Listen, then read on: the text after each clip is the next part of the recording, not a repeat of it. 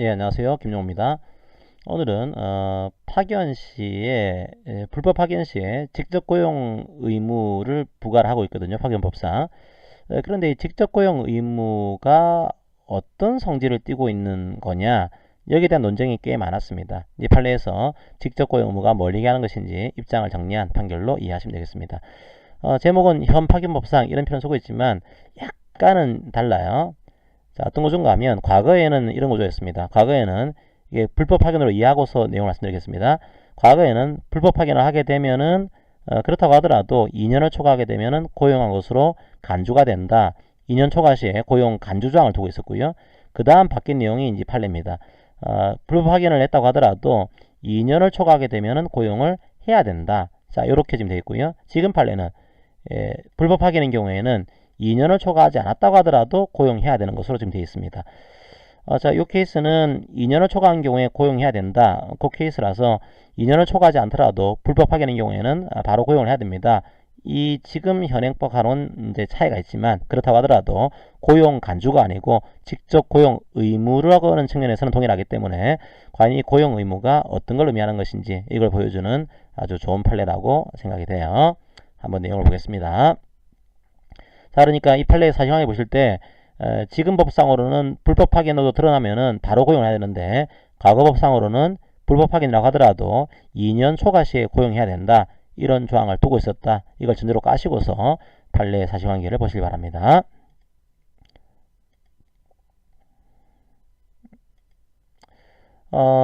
이제 한수원이라고 하는 공공기관과 그 산하단체 사이에서의 위탁계약을 체결했습니다.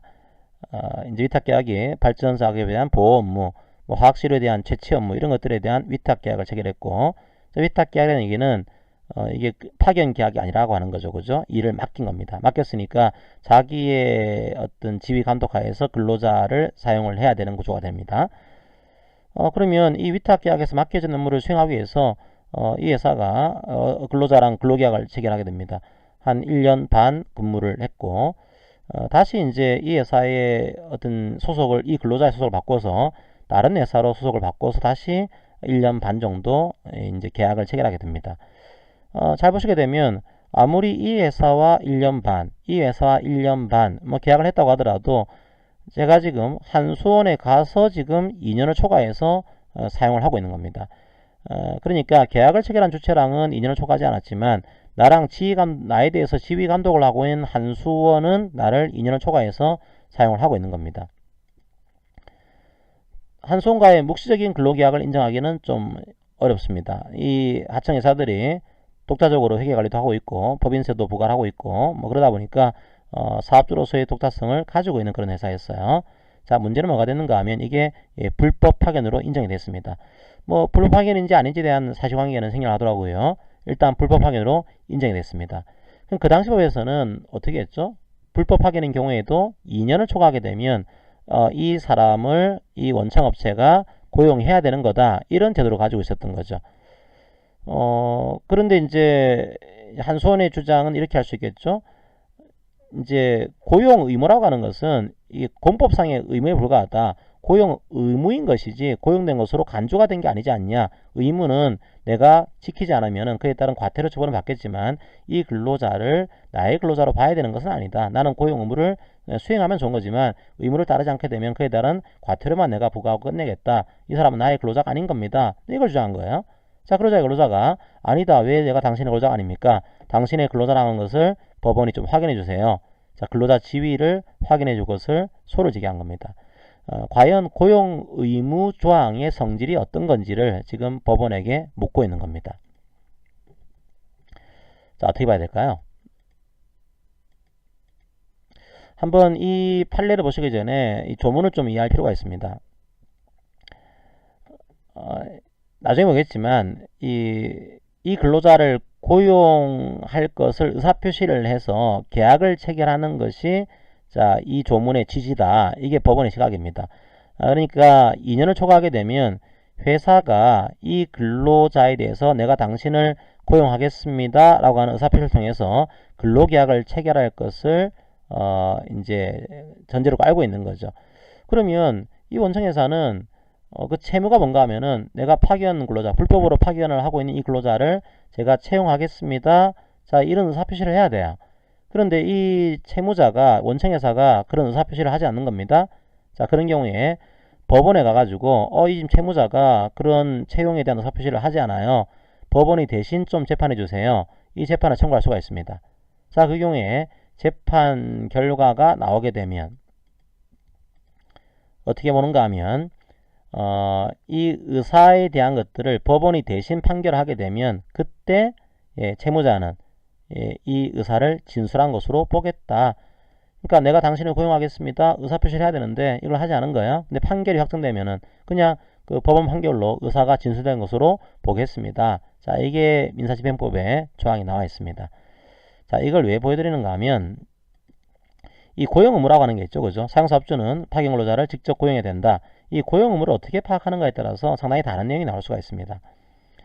한번 그 다양한 견해가 있어요.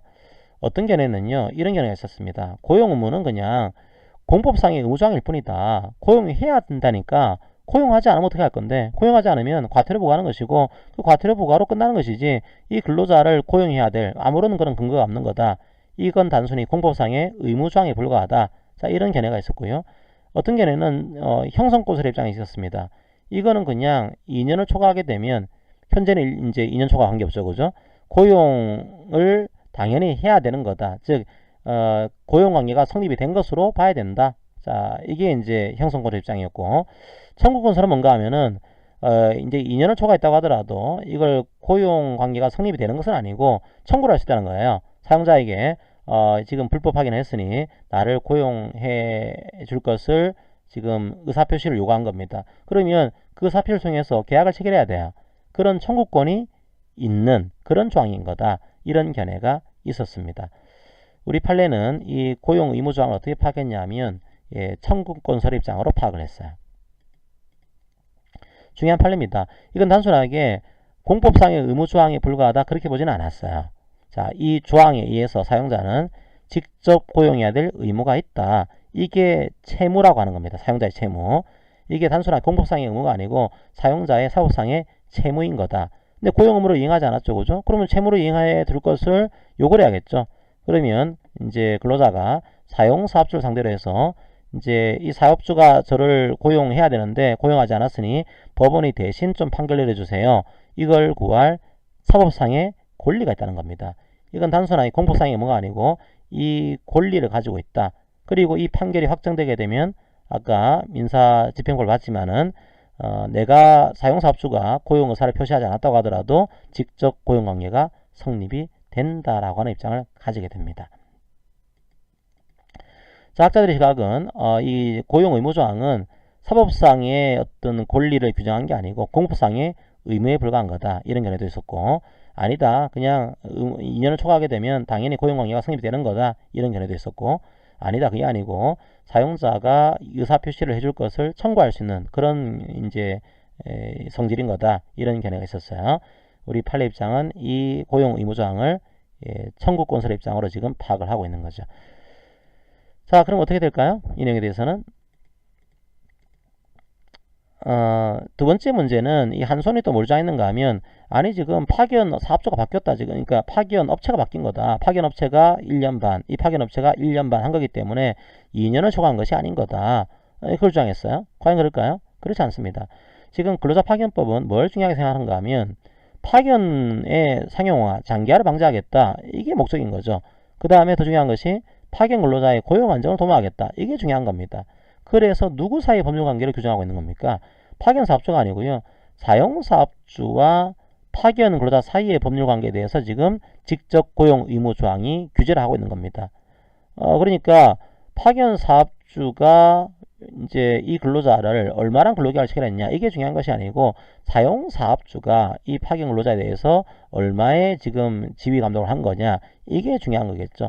파견 사업주하고는 관계가 없다는 거예요. 이 고용 의무 조항은. 자, 오히려 파견 사업주가 아니고 사용사업자하고의 지휘 감독 기간이 중요한 겁니다. 설사 파견 기간 중에 파견 사업주가 변경이 됐다고 하더라도 직접 고용 안주 규정, 옛날 조항이죠. 현재는 직접 고용 의무 조항. 과거에는 2년, 지금은 불법 파견의 경우에는 바로 즉시고요. 자, 그런 의무 규정의 적용을 파견 사업주가 바뀌었다라고 해서 이건 달라지는 게 아니다. 중요한 것은 사용 사업주하고 몇 년 동안 근로했냐, 이게 불법 파견인 거냐 아닌 거냐, 이게 중요한 것이지 이제 파견 사업주하고는 관계가 없는 그런 조항인 거다. 자, 이게 우리 판례 시각이 되어 있습니다. 그럼 이 판례의 내용을 보시게 되면 이제 과거 판례에 따르면은 이제 과거 조항에 따르면은 2년을 초과하면 고용을 해야 되는 거죠. 자, 지금 지금 법에 따르면은 불법 파견인 경우에는 바로 고용을 해야 됩니다. 그럼 그 시기가 고용 의무가 발생하는 그런 시점이에요. 그럼 이때 고용을 해야 되는 겁니다. 이게 사용자의 채무인 겁니다. 근데 사용자가 이 채무를 이행하지 않았어요. 이행하지 않아서 법원에 그 채무를 이제 대신 판결 내려줄 것을 청구한 겁니다. 판결 요구를 한 거죠. 자, 판결 요구했더니 이때 판결이 된 겁니다. 아, 그렇습니다. 이건 불법 파견이니까 고용해야 됩니다. 판결이 나게 되면 그때부터 직접 고용관계가 성립이 된 거예요. 그럼 사용자는 이 기간 동안에 직접 고용을 해야 되는데 직접 고용을 해야 된다라고 하는 채무를 이행하지 않았죠. 이행하지 않았으니까 그 기간 동안은 자, 임금 상당의 손배 청구권을 가지게 되고 판결이 있은 다음부터는 이제 직접 고용관계가 성립이 된 거니까 바로 이 근로자는 임금에 대한 청구권을 행사할 수 있는 그런 구조가 만들어집니다. 자, 이 판례는 고용 의무조항이 단순하게 공법상의 의무조항이 아니고 사법상의 권리인 거다. 그리고 형성권은 아니고 청구권의 그런 취지를 가지고 있다. 판결 내린 나름대로 중요한 판결로 여러분들이 이해하시면 되겠습니다. 오늘 판례는 이것으로 마무리하겠습니다. 감사합니다.